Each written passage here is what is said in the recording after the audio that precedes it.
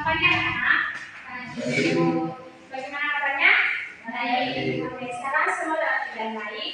Nah, hari ini kita akan mempelajari materi fotosintesis. Nah, anak-anak, dari kalian semua mungkin ada yang tahu mengenai fotosintesis. Saya ada siapa? Fotosintesis adalah proses di mana energi cahaya diubah menjadi energi dalam bentuk bulan. Ada yang lain? Fotosintesis adalah suatu fenomena alamiah yang terjadi pada tumbuhan untuk mendapatkan zat makanan. Oke. Proses ini juga sangat dibutuhkan supaya tumbuhan bisa berkembang dan bertahan dalam segala kondisi. Dan pada proses ini juga memerlukan cahaya matahari untuk mengubah karbon dioksida serta air menjadi karbon hidrata.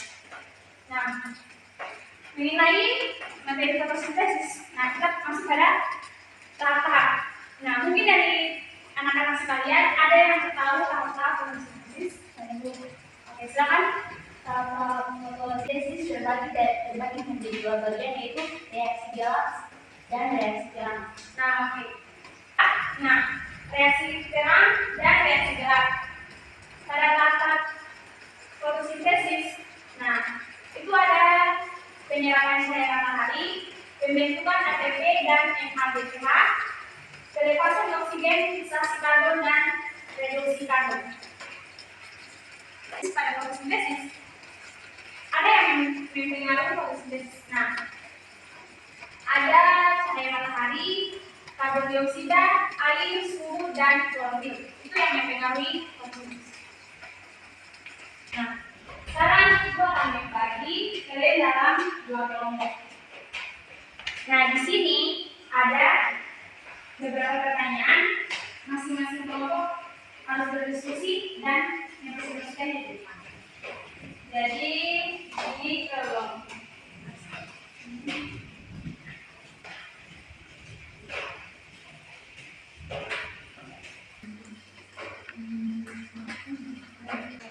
Kan ibu sudah bagi beberapa pertanyaan. Nah, sekarang kelompok satu cari kelompok satu dan kelompok dua cari kelompok dua. Setelah itu presentasi di depan. Oke, ibu berikan waktu ya.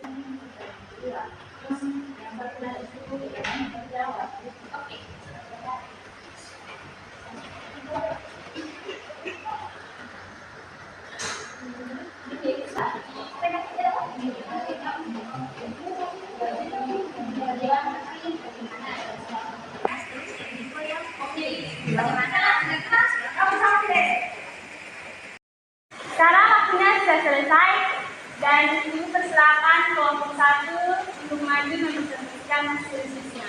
Kepada kelompok satu, waktu diberikan.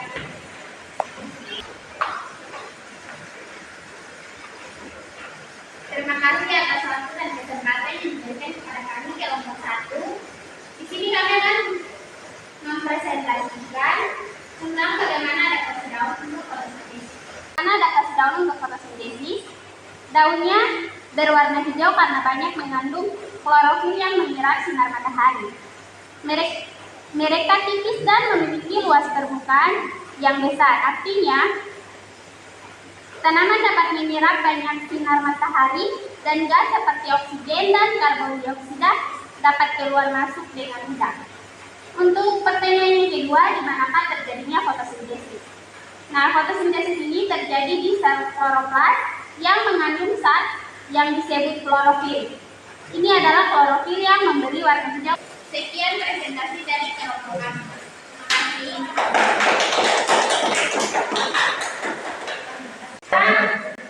Giliran kelompok 2 kembali menunjukkan hasil ujian. Terima kasih atas kesempatan yang diberikan oleh kami kelompok 2. Ini kami akan membersihkan lagi diskusikan. Pertanyaan pertama, apa yang mempengaruhi lazimnya fotosintesis? Untuk faktor yang mempengaruhi laju fotosintesis, semakin cepat hal ini terjadi, semakin banyak tanaman yang ditumbuh. Yang berikut cahaya, semakin banyak cahaya, semakin cepat fotosintesis terjadi. Berikut air, kekurangan air, yang terlambat fotosintesis. Suhu fotosintesis bekerja paling baik pada suhu sekitar 30 derajat Celcius. Pertanyaan yang kedua, apakah hanya tumbuhan yang dapat berfotosintesis?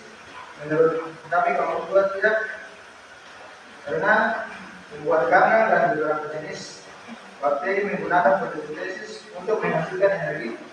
Sebagian besar oksigen bumi berasal dari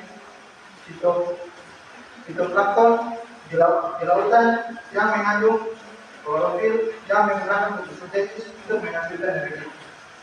Sekian hasil diskusi dari kelompok kami. Terima kasih. Terima kasih kelompok 1 dan kelompok 2 sudah menyampaikan hasilnya di depan. Nah, fotosintesis itu sangat manfaat karena menghasilkan makanan bagi tumbuhan dan menghasilkan oksigen sekaligus menjaga keseimbangan ekosistem. Fotosintesis membantu menjaga keseimbangan karbon dioksida dan oksigen atmosfer. Dan juga fotosintesis menghasilkan oksigen yang diperlukan untuk respirasi makhluk hidup. Dari materi fotosintesis, hal ini kita dapat disimpulkan yaitu fotosintesis adalah proses yang sangat penting bagi kehidupan di bumi. Karena fotosintesis menghasilkan makanan bagi tumbuhan dan oksigen yang diperlukan untuk respirasi makhluk hidup, dan fotosintesis juga membantu menjaga keseimbangan karbon dioksida dan oksigen di atmosfer. Oke, sekian materi kita hari ini. Mungkin anak-anak ada yang belum paham mengenai materi kita hari ini? Sudah paham? Oke, baik. Cukup sekian untuk hari ini. Selamat siang dan terima kasih.